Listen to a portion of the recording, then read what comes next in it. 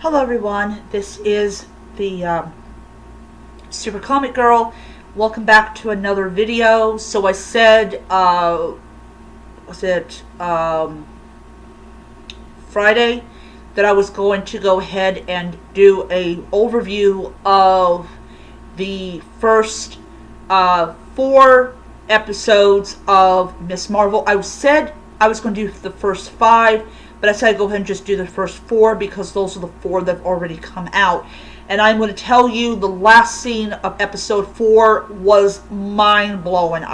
Oh my freaking god. Oh. So Miss Marvel, Miss Marvel, or as she's known as Kamala Khan,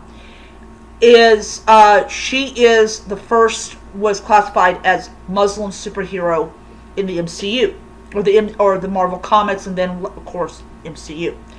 So the video that I will be doing about why it's important to read the comics and not like watch the show without understanding what exactly Kamala is, I think is very important to talk about, because you are having two different origin stories that one does not go with what is been established. So the first episode of Miss Marvel deals with Kamala and her friend Bruno wanting to go to AvengerCon.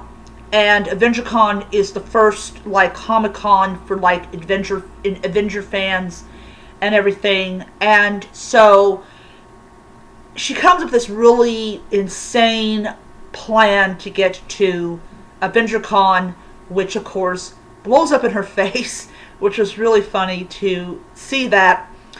But before she goes to AvengerCon, without her parents knowing she's going, she gets gifted this bangle, which her mother takes away. And this bangle is connected with a group that we encounter in episode 3. So the bangle's taken away from her, even though it was addressed to her. Kind of reminds me a little bit like Harry Potter. Anyways, so she manages to get the bangle back, and when she puts it on, she kind of falls into this a little bit of this dimension, has all these eyes and these weapons and stuff like that, which I do think it's that one group that I'll mention a little bit later on in the video. So she uses the bangle's powers to save this preppy girl, and I didn't realize at the time there was a post-credit scene, which I did go back to actually see in it, which was the same guy from Spider-Man No Way Home. And they used to be, I can't remember the name of it, but they used to be connected with S.H.I.E.L.D., and then they became their own entity. So in episode 2, there is this big election going on, and we see the mosque that Kamala and her family go to, which was really interesting. And she's still wearing the bangle. I'm thinking, when is her mother going to realize she's wearing that bangle? She only takes it off once, and that is in episode 4. So basically, she has to use the bangle's power to save this little boy that decided that he was going to be really, really, really clever, which hopefully he will learn his lesson. But it's interesting is we encountered the drones that Peter Parker at one time controlled is from Stark Industries. And also this gun that basically shatters her little platforms. I will say that the training, I did agree with Gender After Dark when she said that the train montage was too short. Spider-Man's train montage was a little bit longer than Miss Marvel's because it was a movie and they wanted to make sure that we were seeing that Peter Parker was going through this appropriate period of time when he was training, trying to learn how to use his powers. So that was the only thing I didn't like about the second episode. So we go into the third episode and we're introduced to the Clandestines, which are not in, as far as I know of, because I only have 10 issues of Miss Marvel. I don't even know that they're canon, but the Clandestines or the Djinn, and I kind of got the feeling that she probably went a little bit into their world, and we find out that these Djinn are not good, and they find this, they find the bangle, which is only one of two, and the person who's dead that had the bangle on looked blue. And some people are thinking it might be a Kree. Don't know. But we'll probably find out.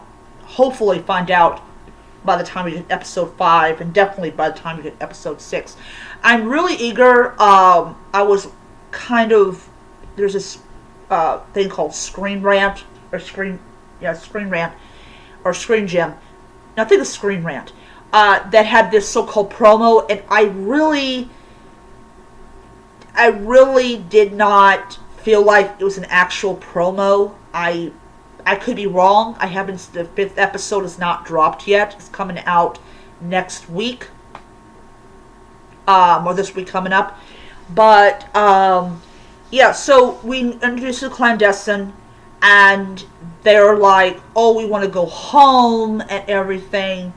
And we really don't know if they really want to go home or it's part of a plot to destroy the boundary between the world that we know and their world, which is going to be interesting to see.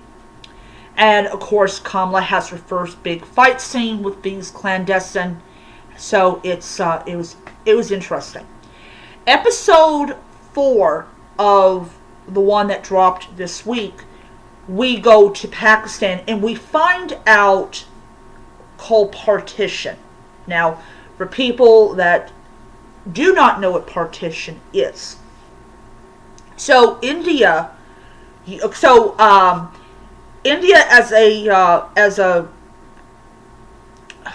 I'm hoping I'm saying this right, a crown, like a jewel empire. It was connected to the British Empire.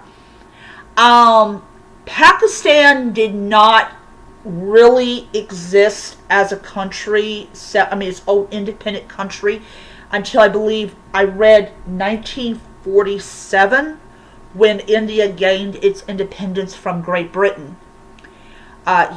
Everybody gains their independence from Great Britain. And they divided up into India and Pakistan, and it was based on the majority group. Like India was majority Hindus, and Pakistan, what would become Pakistan, was majority Muslim. So when we go to Pakistan, and I think it was filmed in Pakistan, I'm not exactly sure, we are really kind of given this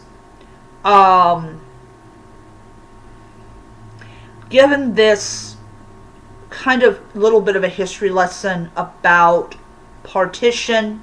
I do hope I'm pronouncing it right, and everything. And in the episode 3, the very end of it, we see this train, and her grandmother saw the train, and she said it was the train that brought her and her family over from what was India.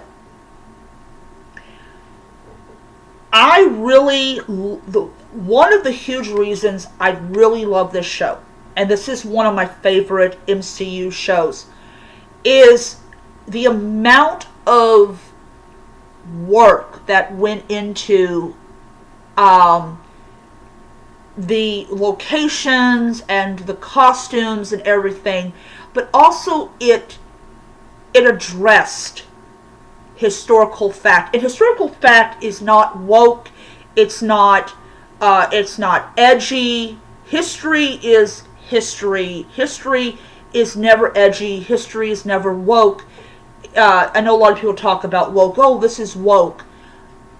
The removal of majority, or like removal of Muslims from what would become India to Pakistan is something that we really cannot envision seeing in our lifetime, but it's something that happened because of the independence. India wanted to be their own country with their own culture and their own religion and everything, and if you were Muslim, you were sent to Pakistan. What's interesting is the Muslims that lived in India, they dressed the same way that their Hindu neighbors dressed. In the one scene when Kamala finds herself basically in 1947 or 1940. It had to be 1947 because it was after World War II. It might be, yeah. It had to be it had either 1947 or 1949. I gotta look it up. But anyways, so basically they won their independence from Great Britain, and basically if you were Muslim, you had to go to Pakistan because, India was going to become a majority Hindu nation and everything. But the scene was so, mind-blowing. You have all these trains, and I know a lot of them were created with CGI, which is just beyond anything. But it's just the sheer number of people just packing themselves into these trains, and people talk about, oh, I'm too old to travel, meaning they intended to stay in India. It was just really heart-wrenching to see it, and my mouth just dropped open at that scene in which all those trains. It was considered one of the worst refugee crises of the 20th century.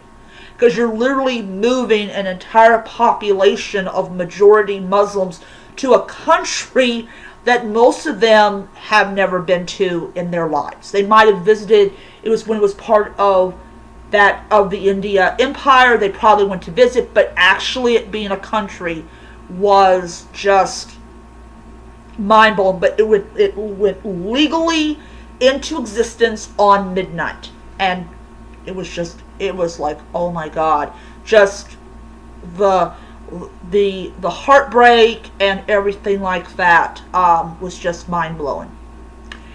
But anyways, so I want to let you guys know that I did sign up for a comic book subscription club. It was, I'm not going to tell you how much it was. Probably will tell you later on. But I am going to be getting July's package, and when that arrives, I will be doing that. I will be letting you know in a video if I got an email saying it's been shipped. But, yeah. So that's my review of Ms. Marvel's episodes 1 through 4. I will be doing episode 5 next week when it drops. So I will see you guys around. Until next time, read on. Bye.